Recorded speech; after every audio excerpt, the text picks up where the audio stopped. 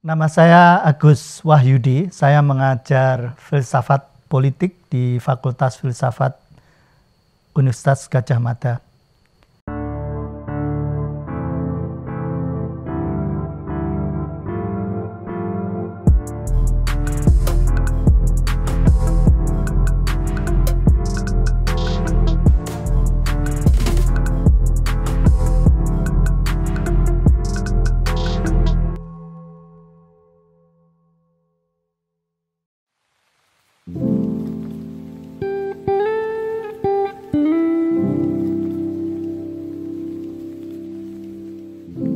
Filsafat politik itu satu disiplin ilmu, cabang dari filsafat.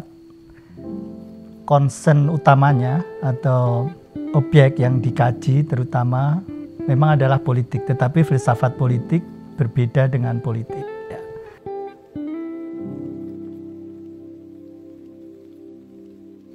Apa yang membedakan filsafat politik dengan politik secara umum? Kita nanti misalnya membedakan karakter dari filsafat politik sebagai cabang filsafat yang berhubungan dengan pertanyaan tentang bagaimana organisasi atau sistem kerjasama di antara para individu yang berbeda-beda bisa dikembangkan atau dilakukan, karena individu tidak bisa hidup sendiri, dia bersama orang lain.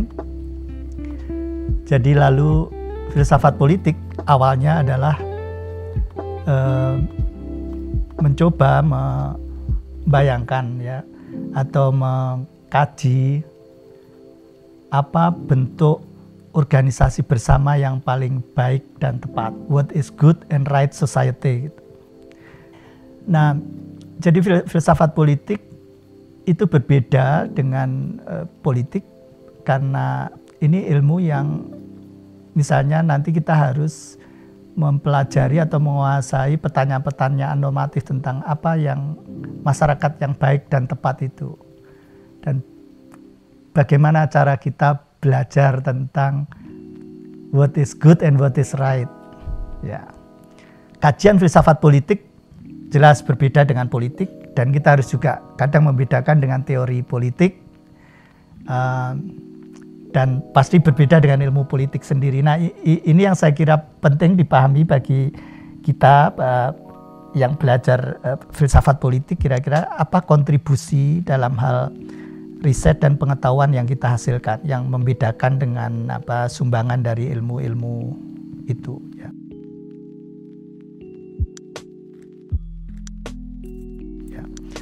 Jadi filsafat politik karena ini bagian dari ilmu normatif juga sangat dekat hubungannya dengan etika, tapi etika bukan dalam arti etika individual, walaupun sama-sama bicara tentang standar baik dan buruk dalam pilihan tindakan atau perilaku, tapi filsafat politik bicara tentang baik dan buruk dalam kehidupan publik dan politik gitu.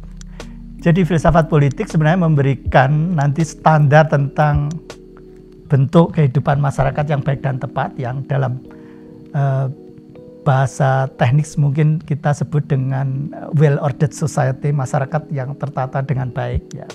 Atau bahasa agama mungkin menyebut baldatun thayyibatun wa rabbun ghafur misalnya.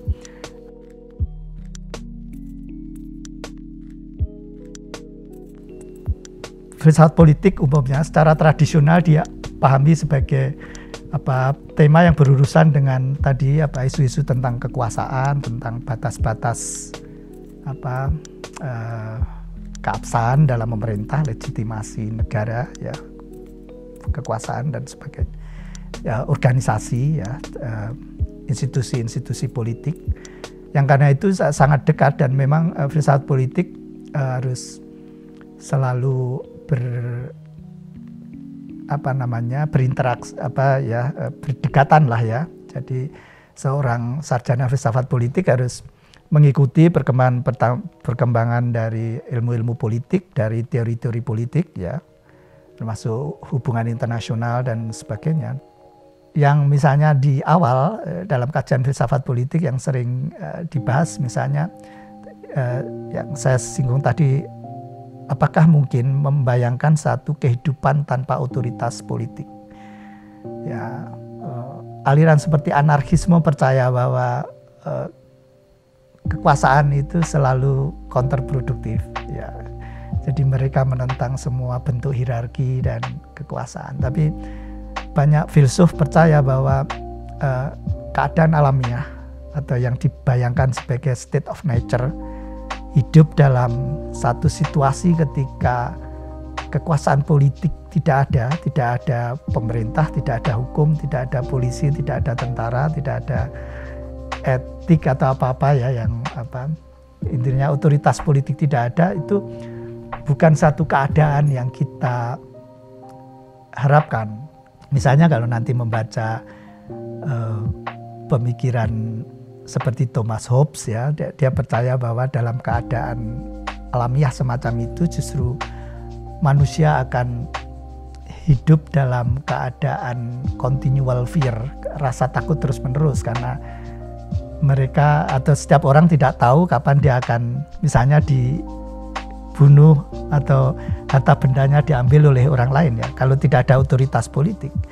Jadi fungsi pemerintah atau kekuasaan antara lain dibayangkan semacam itu oleh misalnya pemikir Thomas Hobbes, yang nanti berbeda konstruksinya dengan John Locke, berbeda dengan Sangsang Rosu atau juga pemikir anarkis dan lain-lain yang bicara tentang mengapa negara penting atau tidak penting dan apa peran dan tugas negara dalam rangka dalam kehidupan bersama itu.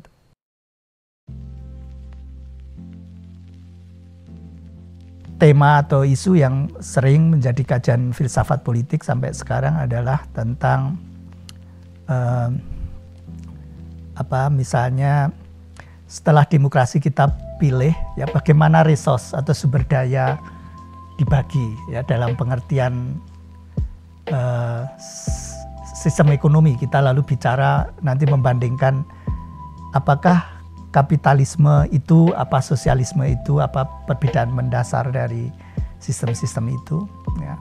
Dan juga misalnya bicara tentang pembagian hak dan kewajiban, isu-isu tentang keadilan sosial akhirnya terkait dengan itu, yang misalnya berhubungan dengan pertanyaan siapa kelompok atau kekuatan di dalam misalnya ya, bagian di dalam masyarakat yang termarginalkan ya, misalnya hak-hak kelompok minoritas, kaum perempuan, dan karena itu ada misalnya kajian-kajian tentang nanti keadilan feminis yang menjadi bagian dari studi politik, tapi juga mereka yang misalnya orientasi seksualnya berbeda atau minoritas dalam ideologi, dalam agama, dalam jadi kajian etnis minoritas misalnya.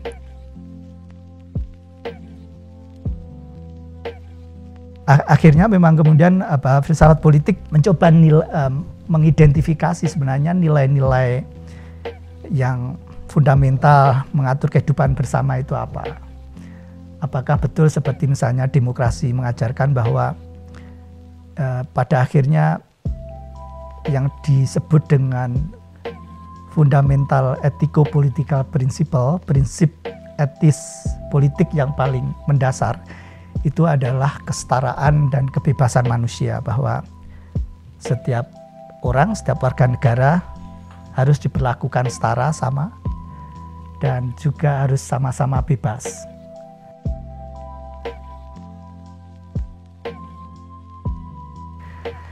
Misalnya, mengapa kita memilih negara? Ya, mengapa negara dan otoritas itu ada, otoritas politik, kekuasaan politik?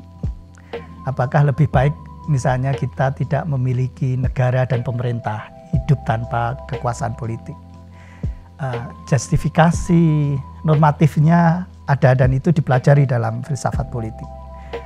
Tapi setelah kita memiliki negara misalnya, juga pertanyaan lain yang menyusul, siapa yang berhak menentukan hukum dan aturan yang memerintah? Jadi lalu filsafat politik berbicara atau menelaah bagaimana siapa yang berhak memerintah dan dengan cara apa mereka yang memerintah itu dipilih. Apakah pemerintahan demokratis lebih baik dari model-model sistem kekuasaan yang lain yang kita kenali dalam sejarah seperti misalnya model tiran atau despotik ya, despotisme. Ekspresinya bisa berbentuk macam-macam dan sejarah manusia mulai dari kerajaan, kekaisaran, aristokrasi, dinasti, kekhalifan ya, segala macam pernah dicoba. Tapi mengapa demokrasi dan apa itu demokrasi? Ini juga bagian dari kajian filsafat politik.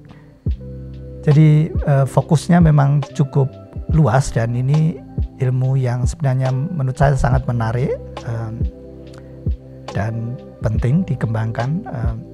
Isu-isu seperti keadilan sosial misalnya ini di beberapa puluh tahun terakhir berkembang lagi di tangan filsuf-filsuf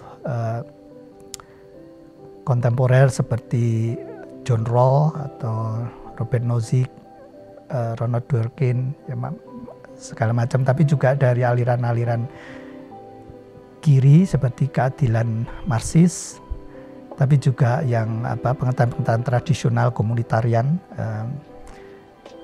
Dan tadi yang saya singgung juga misalnya bagaimana perkembangan misalnya gerakan perempuan ya, kaum feminist justice itu juga menjadi kajian terbaru dalam filsafat politik.